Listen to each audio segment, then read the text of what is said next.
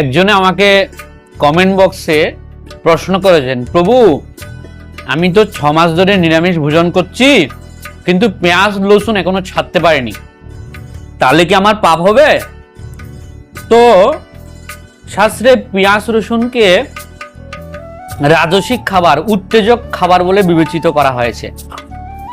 এই খাবারগুলো গ্রহণের ফলে পাপ করার যে আগ্রহ সেটি আমাদের মধ্যে বেড়ে যায়, যার কারণে আমরা পাপ কাজে লিপ্ত হয়ে পড়ি, জড়িত হয়ে পড়ি।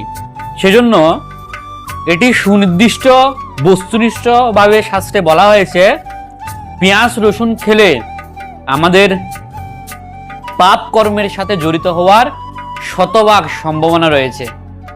নিঃসন্দেহ পেঁয়াজ রসুন নিরামিষ, এটি কোনো আমিষ নয়, কিন্তু উত্তেজক এবং ভগবান অনুমোদিত সাত্বিক খাবার নয় একজন বৈষ্ণব বা কৃষ্ণ ভক্তের জন্য।